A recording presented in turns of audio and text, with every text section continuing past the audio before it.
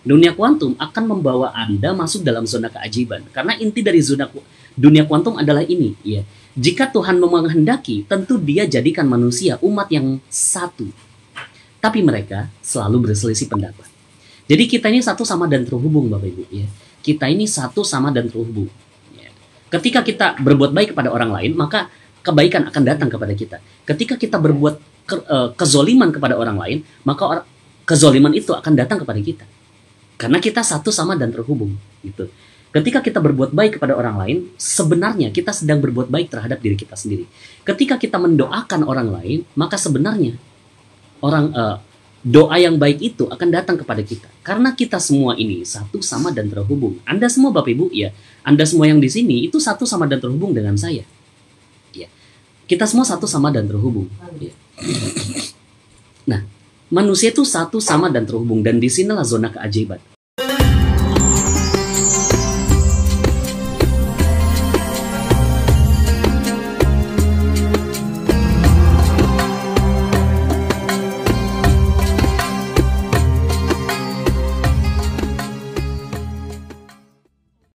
Ya. Rahasia keajaiban rezeki. Ya, banyak orang di sekitar kita itu menginginkan kita keluar dari zona keajaiban. Ya. Banyak di sekitar kita yang menginginkan kita keluar dari zona keajaiban. Contoh misalkan, kita memiliki persoalan nih. Ya. Kita memiliki persoalan, kemudian misalkan ada orang yang KDRT. Ya. Kemudian ada yang temennya bilang, iya bener tuh, suami kamu udah KDRT, udah laporin aja ke polisi gitu. Udah laporkan saja ke polisi, memang itu suami kamu gak bener gitu. Akhirnya, banyak orang di sekitar kita tuh menginginkan kita keluar dari zona keajaiban. Padahal, bisikan-bisikan seperti itu, ya bisikan-bisikan seperti itu,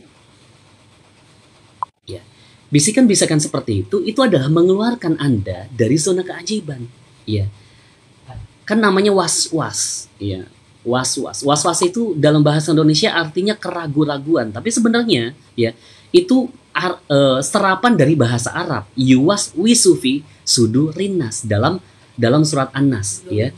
Dalam surat An-Nas kan dikatakan bahwa, ya, Qul a'udzu birabbin nas, malikin nas, ilahin nas, min syarril waswasil khannas. Min syarril waswasil khannas, ya. Jadi dari kejahatan, ya. Kan katakanlah aku berlindung kepada Tuhan gitu ya. Berlindung kepada Tuhan yang memelihara dan menguasai manusia, kemudian raja manusia, sesembahan manusia,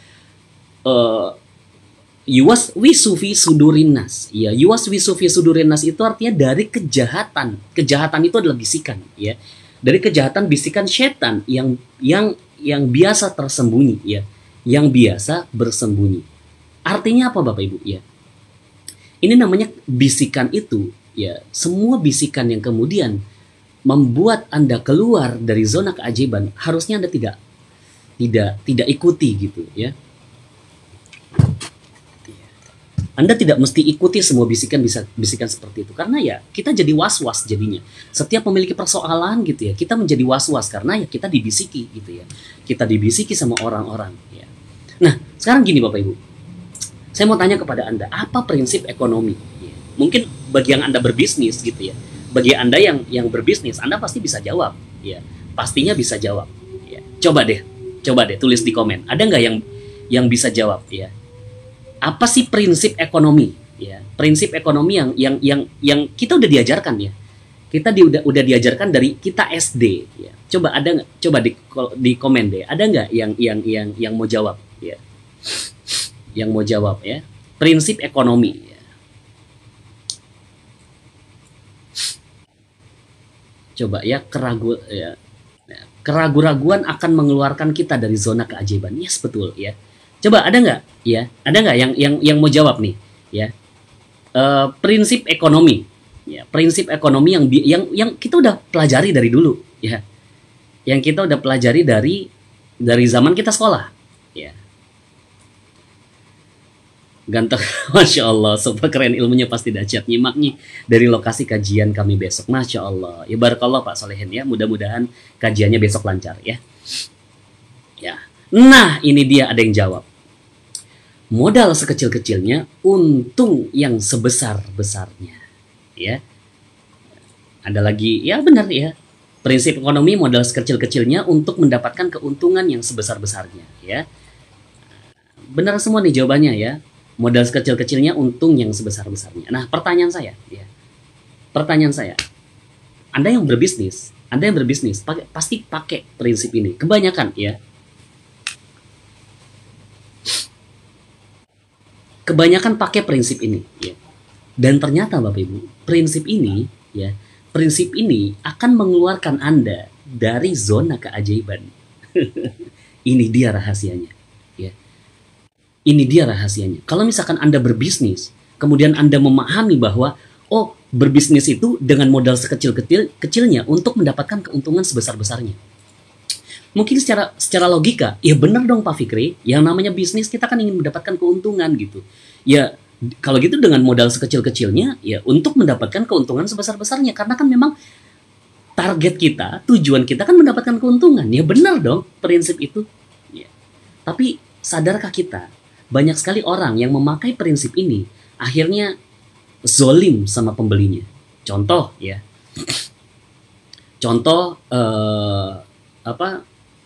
jual minyak gitu ya, jual minyak ya, minyaknya 1 liter, tapi kemudian ada yang dikurangin gitu ya, ada yang dikurangin, misalkan total misalkan ternyata hanya 900 gitu ya, kan kalau 1 liter kan 1000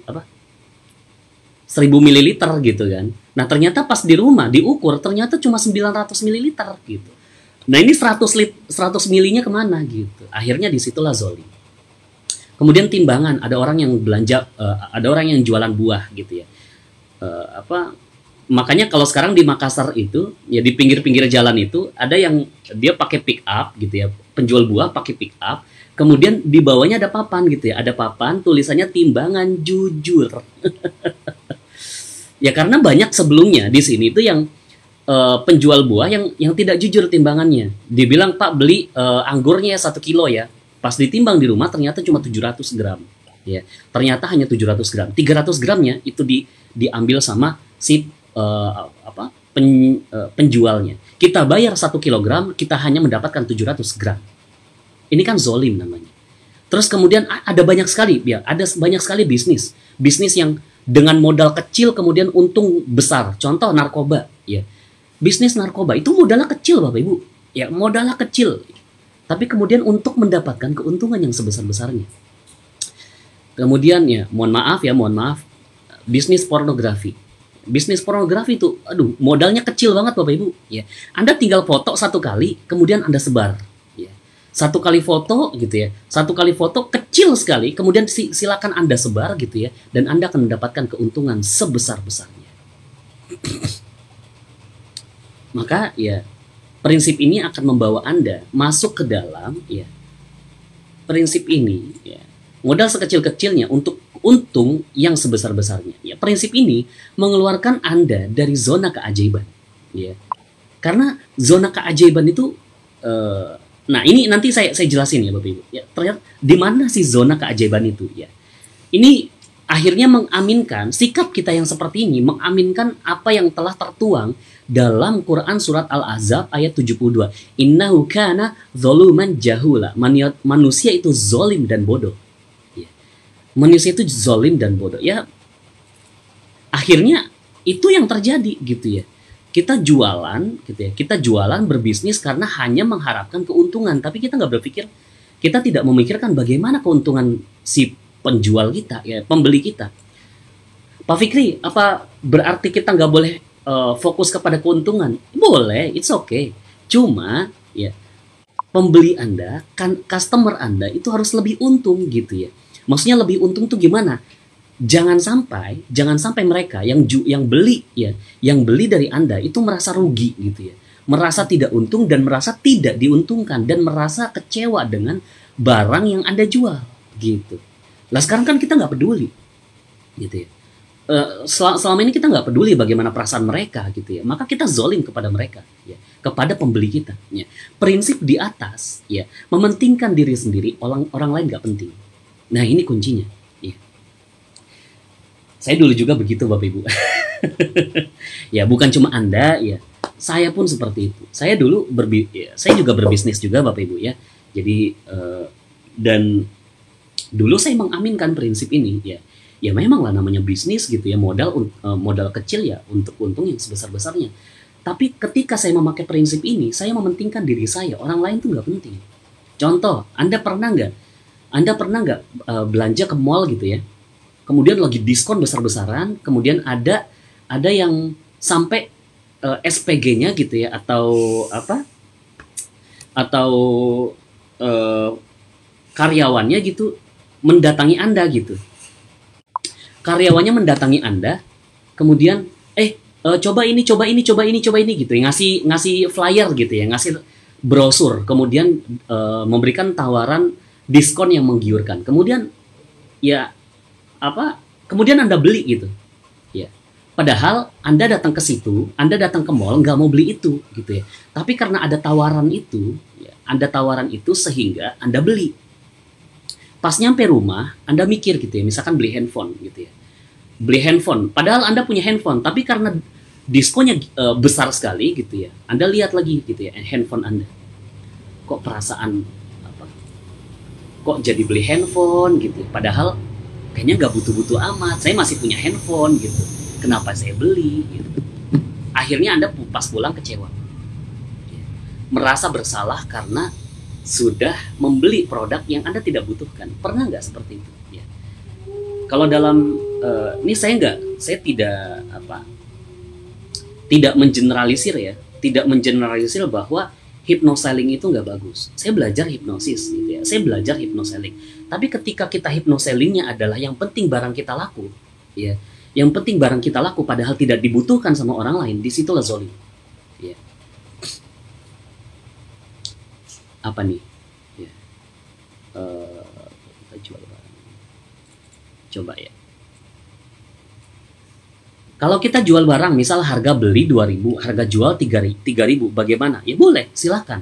Yang penting jadi gini, Anda kan dapat keuntungan dalam berbisnis ini, keuntungannya 1.000 gitu ya, tapi yang penting pembeli itu, pelanggan Anda itu mendapatkan keuntungan dari Anda. Contoh misalkan Anda jualan AC ya, Anda jualan AC, katakanlah Anda jual AC modalnya 2.500.000, Anda jual 3 juta gitu ya. Modal 2,5, jual 3 juta, Anda untung 500.000. Kemudian bagaimana caranya supaya pembeli mendapatkan keuntungan daripada Anda gitu ya. Ya kasih tahulah ini kekuatannya seperti ini. Dan Anda kasih tahu kelemahan barang ini seperti ini. Ketika Anda tidak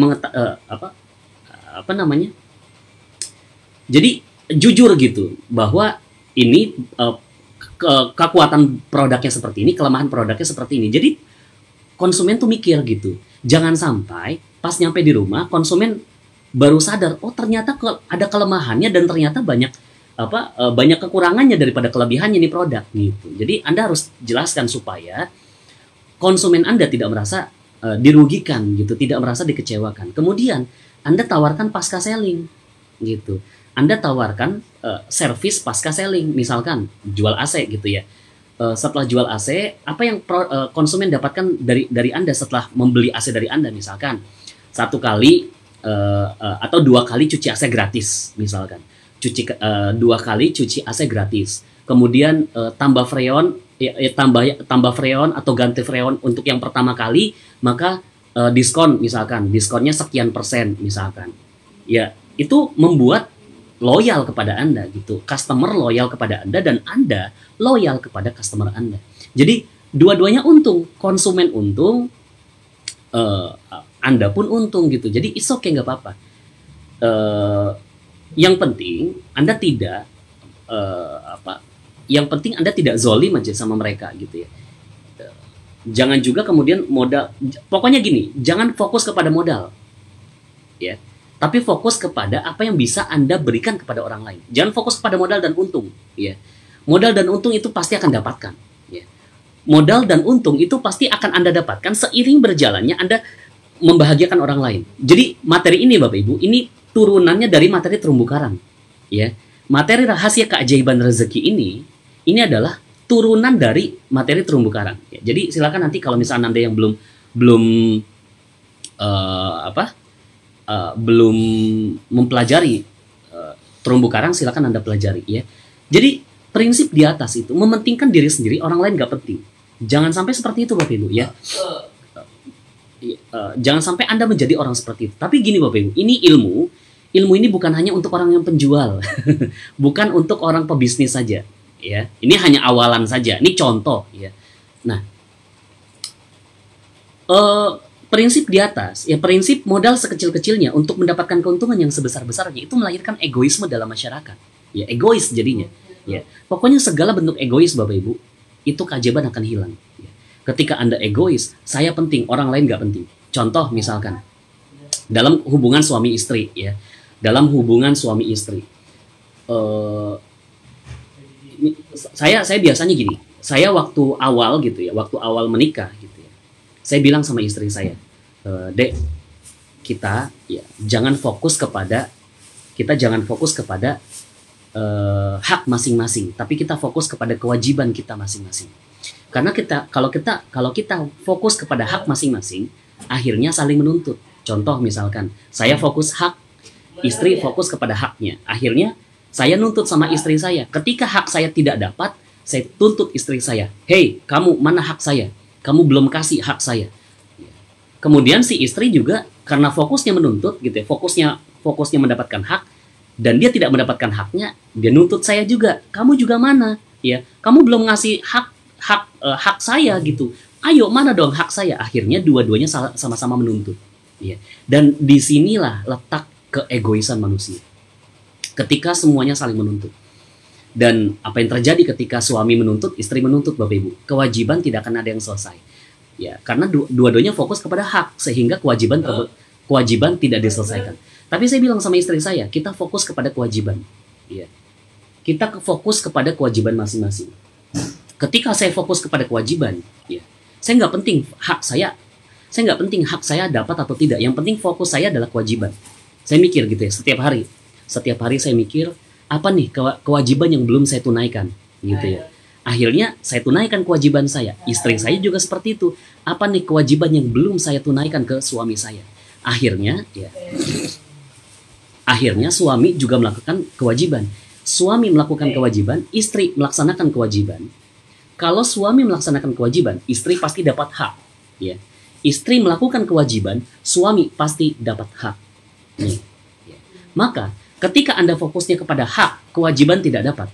Tapi kalau misalnya Anda fokusnya kepada kewajiban, hak pasti didapatkan. Maka fokus kepada kewajiban, bukan fokus kepada hak. Ketika fokusnya kepada hak, maka disitulah muncul keegoisan. Ketika ada keegoisan, ya, egoisme, maka keajaiban itu hilang. Ya. Nah, maka Bapak Ibu, jangan sampai Anda egois. Intinya adalah dimanapun Anda, ya, mau Anda pebisnis atau tidak, mau Anda karyawan atau tidak gitu, mau Anda profesional atau segala macam gitu ya, jangan sampai egois. Karena keegoisan itu membawa kita kehilangan rezeki karena keluar dari zona keajaiban. Nah, sebenarnya gini Bapak Ibu, kita itu satu sama dan terhubung. Ya, kita itu satu sama dan terhubung.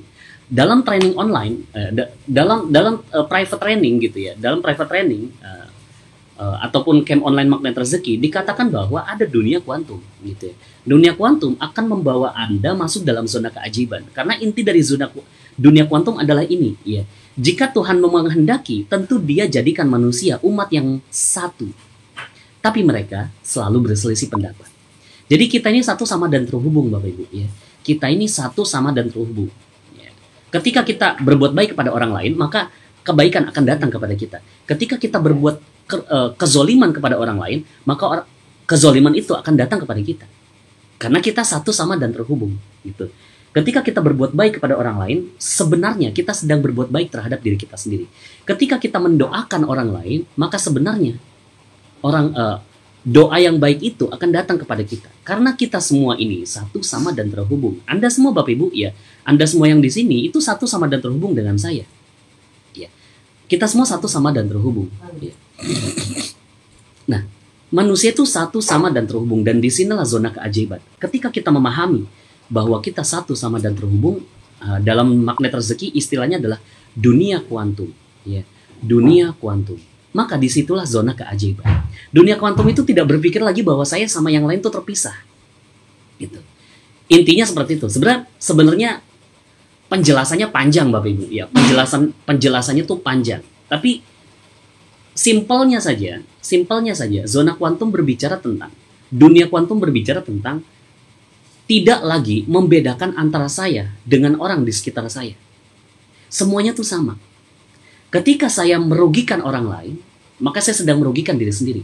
Ketika saya menzolimi orang lain, saya menzolimi diri saya sendiri. Ketika saya egois kepada orang lain, maka saya egois terhadap diri saya sendiri. Maka tidak boleh lahir, ya, tidak boleh ada lahir keegoisan, gitu ya, keegoisan, kezoliman, kejahatan dan lain-lain. Ya, ketidakbaikan itu semua itu tidak boleh lahir karena kita semua satu, sama dan terhubung. Ya.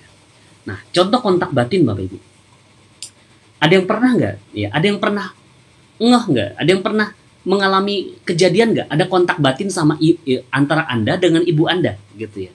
Misalkan Anda punya persoalan, gitu ya. Kemudian ibu Anda tahu, gitu ya. Padahal Anda nggak ngasih tahu, cuma firasat aja, gitu ya. Punya firasat, pasti pernah. Ya, hampir semua orang pernah mengalami pengalaman kontak batin. Padahal Bapak Ibu, kontak batin itu yang mana? Kita nggak pernah ngelihat. Gitu. Kita nggak pernah ngelihat, tapi kita yakin bahwa itu ada. Disitulah dunia kuantum. Karena tidak ada lagi perbedaan. Ya. Tidak ada lagi perbedaan antara ibu dengan anak. Semuanya udah nyatu. Satu di dunia kuantum. Itulah satu, sama dan terhubung. Bismillahirrahmanirrahim. Assalamualaikum warahmatullahi wabarakatuh. Bagi teman-teman yang belum subscribe dan baru saja menemukan channel ini, silahkan subscribe. Insya Allah Anda akan mendapatkan materi-materi yang terbaik dari channel ini.